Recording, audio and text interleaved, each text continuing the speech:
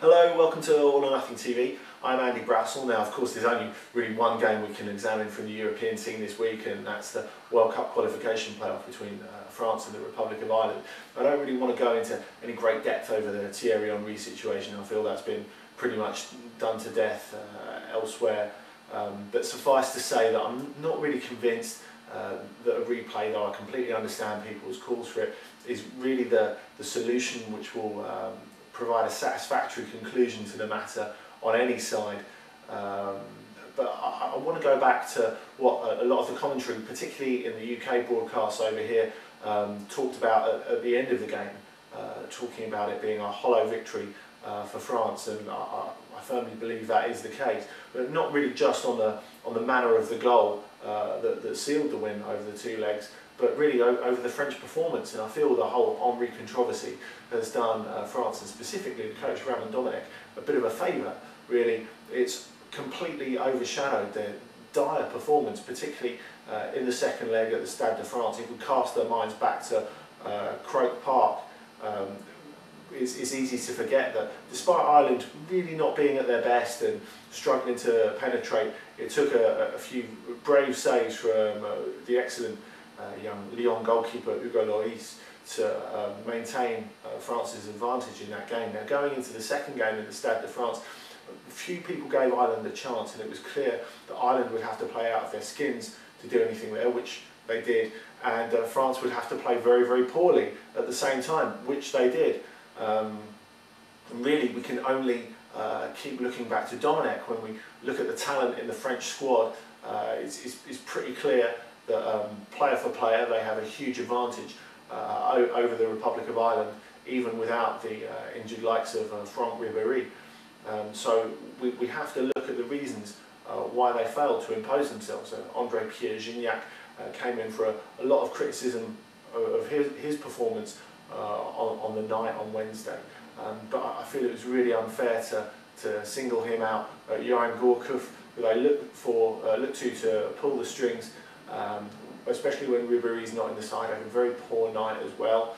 And the central midfield pair of Lassana Diarra and Alou Diarra not really gelling too well either, and Alou Diarra having a particularly poor game.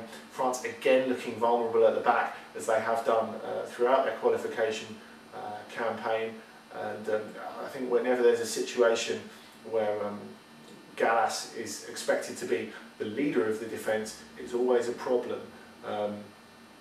I think he's a great defender in isolation on his own, but really he needs someone to sort of organise the back line so he can just get on with his own job. And I think if we look through the French team in general, and this is perhaps the one thing that Domenech can't particularly be held responsible for, the French team really lacks leaders, especially when you can compare to the previous generation of not just Desailly, Laurent Blanc, Fabien Barthez, but of course Zinedine Zidane and Patrick Vieira as well. A lot of controversy about Vieira being left out of the French squad, and I don't think it's just about what he would provide on the pitch. Of course, he's nearly 34 years old now, and I think it's fair to say that Vieira is some way past his imperious best.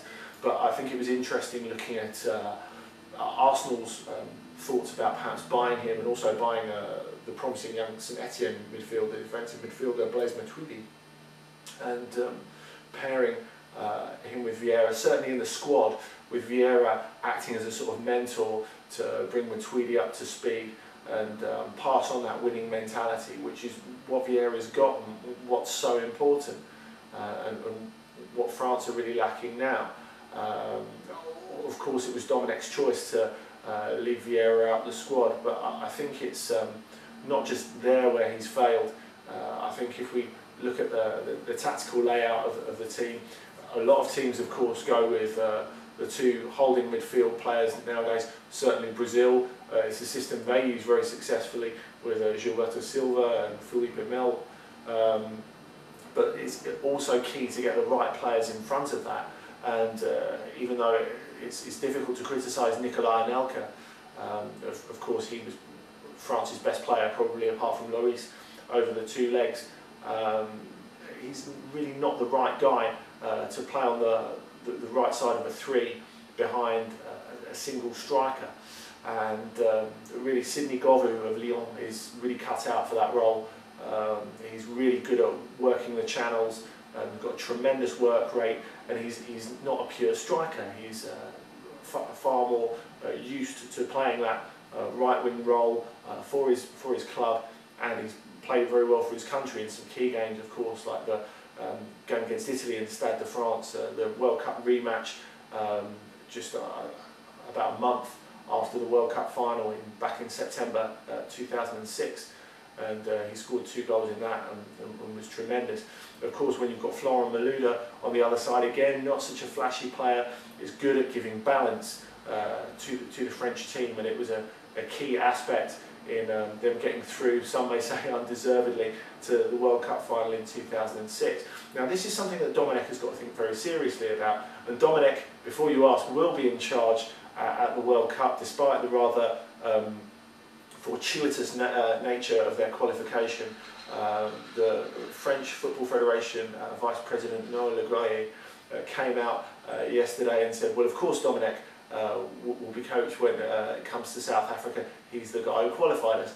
I think a little disingenuous. Also maybe a comment on the lack of realistic candidates to take over at such short notice and bed themselves in the next 6 months.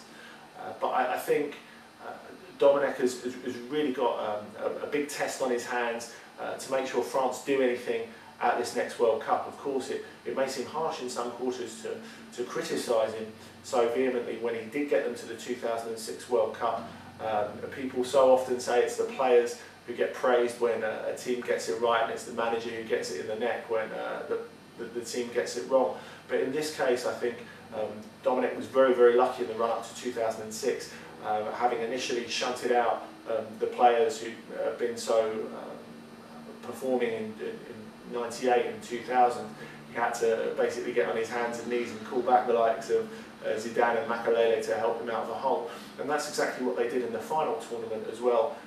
Zidane and Vieira were the key players, and it was their motivational skills, on-pitch motivational skills, and their strength of will that got what was certainly a disjointed French outfit at first, in the first couple of group games, to the final. And so Dominic, without those type of players, is really going to have to pull something out of the fire this time. But it was a really sorry sight after the game when people were asking him about the Henry controversy to say, please, you're spoiling it for me, just let me enjoy this moment of happiness. His media relations haven't improved any, and I think he maybe realises in himself this is as good as it's going to get for him, this great qualification to the World Cup. Well, anyway, now the hoo-ha from that's settled down, there's plenty of games to enjoy this weekend in our domestic leagues, so I hope you enjoy watching all of those.